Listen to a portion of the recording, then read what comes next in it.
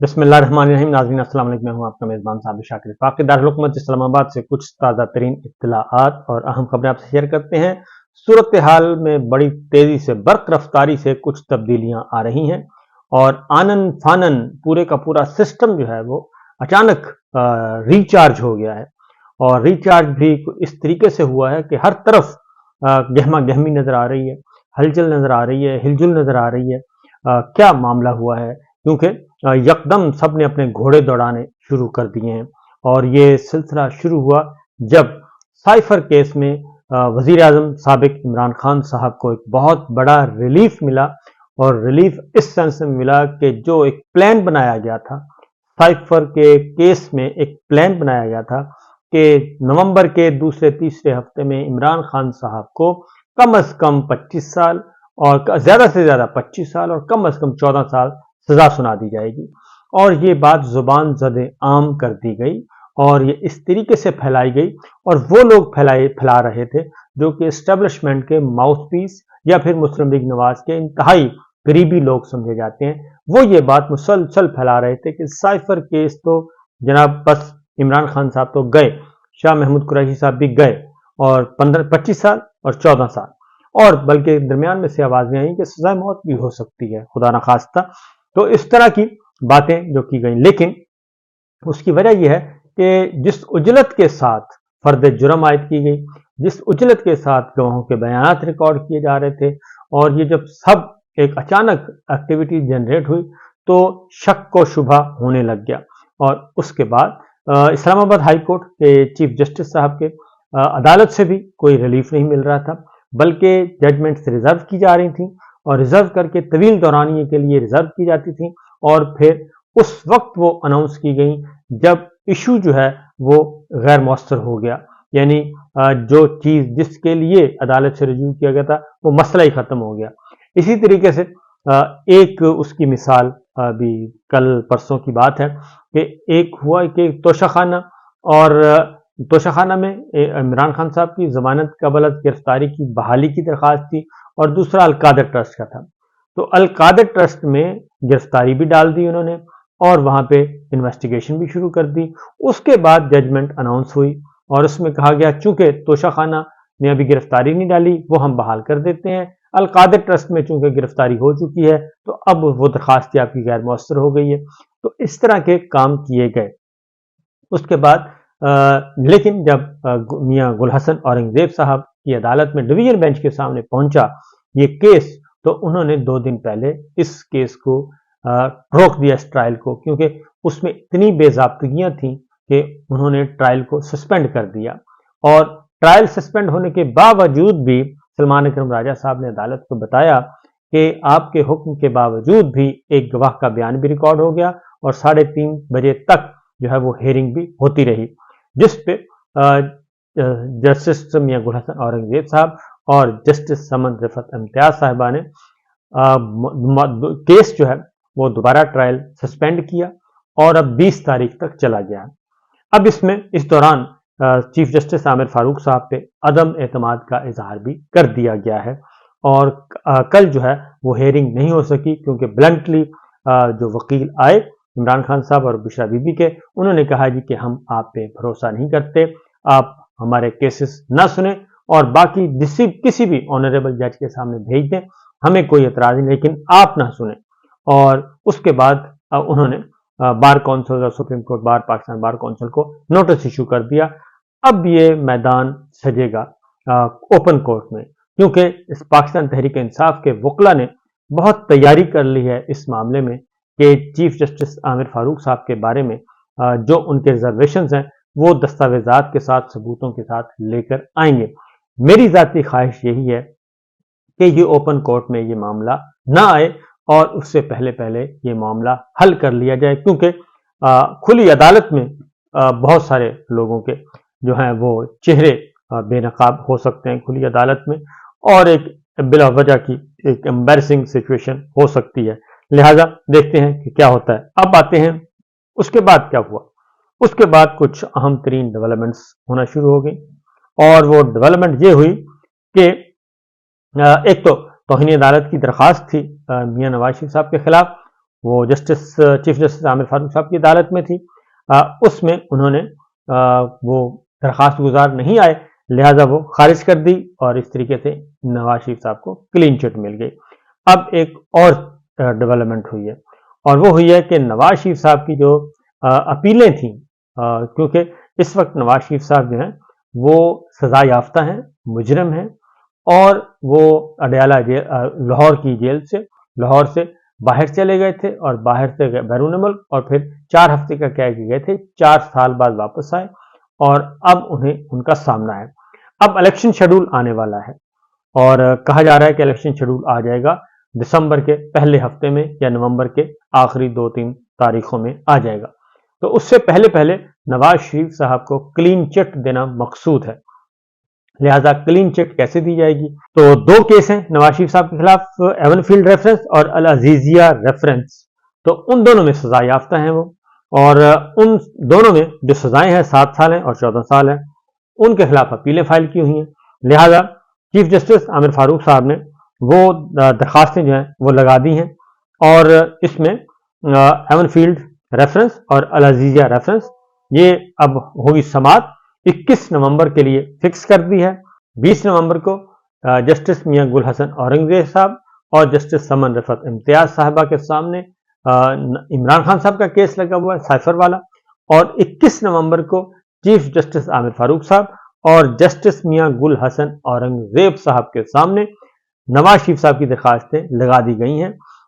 اور وہ ہے ایون فیلڈ ریفرنس اور العزیزیہ، ان دونوں میں۔ اور عدالت نے نواز شریف کی بیرون ملک سے واپسی پر اپیلیں بحال کر دی تھیں، اور اس میں جو سزائیں ہیں وہ سنائی ہوئی ہیں، وہ سزائیں موجود ہیں، لہذا یہ 2018 سے چیلنج کیا ہوا تھا جی، اب ان کی سماعت ہوگی۔ تو 20 منڈے کو عمران خان صاحب کا سائفر کیس، اور 21 کو نواز شریف صاحب کا، تو یہ مقابلہ چل رہا ہے۔ اب دیکھتے ہیں کہ کس طریقے سے کیسے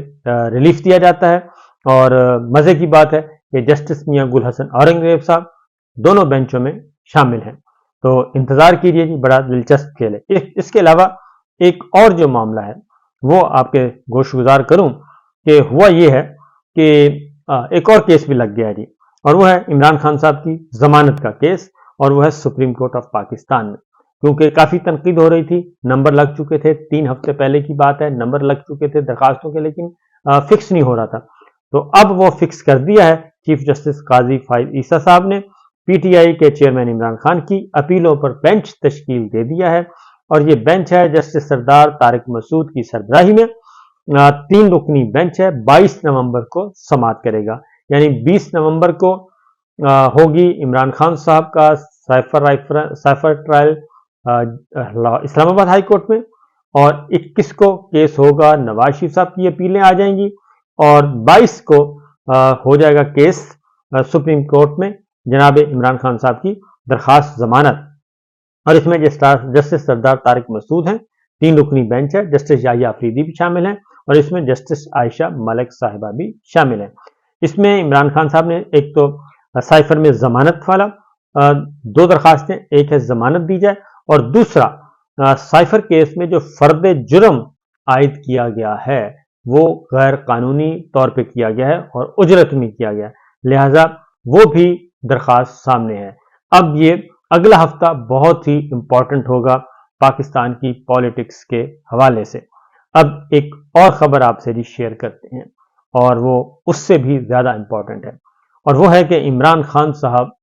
کے جیل میں ملاقات ہوئی ہے غیر ملکی مندوبین سے، اور یہ انکشاف کیا چودھری پرویز الہی صاحب، جو کہ پاکستان تحریک انصاف کے صدر بھی ہیں اور جیل میں قید بھی ہیں، اڈیالہ جیل میں ہی ہیں، ان کو آج پھر اڈیالہ جیل میں لاہور سے لایا گیا، اڈیالہ جیل میں دوبارہ شفٹ کر دیا گیا۔ تو چودھری پرویز الہی صاحب نے کل یہ انکشاف کیا عدالت میں، جب ان کی پیشی تھی تو انہوں نے کہا کہ میرے بھی جو رہائش ہے جیل میں وہ اسی سیل کے ساتھ ہے جس میں عمران خان صاحب کو رکھا گیا ہے، تو وہاں پہ کافی لوگ پچھلے دنوں آئے، اور اس میں یورپی یونین کے لوگ بھی تھے اور IMF کے لوگ بھی تھے۔ اب یہ بات جو ہے انہوں نے یہ خبر بریک کی۔ اب جیل سپرنٹ جو ہے، جیل انتظامیہ، وہ یہ کہہ رہی ہے کہ یہ خبر درست نہیں ہے، اور اس میں انہوں نے جو ریزن ادھر بتائی ہے، انہوں نے کہا جی ایک تو چودھری پرویز الہی صاحب کا اور عمران خان صاحب کا کوئی آپس میں رابطہ نہیں ہے اور کسی قسم کی کوئی ملاقات نہیں ہوئی، اور عمران خان صاحب کی اور چودھری پرویز الہی صاحب کی، پہلی بات تو انہوں نے یہ کی۔ اور دوسرا انہوں نے کہا کہ جو چودھری پرویز الہی صاحب اور عمران خان صاحب کی اڈیالہ جیل میں جو رہائش ہے وہ کافی دور پائی جاتی ہے، اتنی قریب نہیں ہے، اس لیے بھی یہ ملاقات کی خبر درست نہیں ہے۔ اور عمران خان صاحب سے نہ ہی آئی ایم ایف کا کوئی ڈیلیگیشن ملا ہے اور نہ ہی دوسرا کوئی ڈیلیگیشن آیا ہے یورپی یونین کا یا کوئی اور، تو اس کا سوال ہی پیدا نہیں ہوتا۔ لیکن جو چیزیں نظر آ رہی ہیں وہ ظاہر چودھری پرویز الہی صاحب جو ہیں وہ اتنی لوز بال نہیں کرواتے، وہ بڑے سوچ سمجھ کے یہ کام کرتے ہیں، اور سوچ سمجھ کے انہوں نے بات کی ہے، بڑی تسلی سے کی ہے، لہذا یہ ایک امپورٹنٹ جو ڈیولپمنٹ ہے وہ ہو گئی ہے۔ جیل نے تردید کی ہے لیکن چودھری پرویز الہی صاحب نے کہا کہ ملاقات ہوئی ہے۔ اب اس میں نہ صرف کیونکہ ڈیلیگیشن جو ہے کل ایک امریکی وفد بھی 4 رکنی امریکی وفد بھی جیل میں گیا، اور ان کی جو وضاحت کی گئی وہ ہے جی کہ جیل میں جو غیر مسلم جو قیدی ہیں ان کی حالت زار کے لیے وہ گئے تھے، یہ بات دل کو لگتی نہیں ہے۔ اب یہ چیز کس طریقے سے اس کو ڈیولپ کیا جائے گا اور کس طریقے سے یہ ڈیولپنگ سٹوری آگے بڑھے گی، یہ بڑی ہے سنجیدہ بات ہے۔ اور کیونکہ جو آئی ایم ایف کا جو بجٹ ہے، بجٹ کا معاملہ جب چل رہا تھا اور اگلی قسط بھی ریلیز نہیں ہو رہی تھی اور مذاکرات ہو رہے تھے آئی ایم ایف کے ساتھ، ہماری وزارت خزانہ کے اور دیگر حکام کے ساتھ، تو کئی دنوں سے چل رہا تھا، تو پھر یہ اچانک جو ہے رات خبر آئی، کل رات اچانک خبر آئی تھی کہ معاملات طے پا گئے اور آئی ایم ایف کے ساتھ ہر چیز بالکل، اور انہوں نے اطمینان کا اظہار کیا ہے۔ تو یہ بات ذہن میں رکھیے گا کہ جب پہلے bail out standby bail out package جو آیا تھا تو اس وقت بھی جب تک عمران خان صاحب سے آئی ایم ایف کے ڈیلیگیشن کی ملاقات نہیں ہو گئی، زوم پہ میٹنگ نہیں ہو گئی، کچھ لوگ جو بیرون ملک تھے وہ زوم پہ موجود تھے، باقی فزیکلی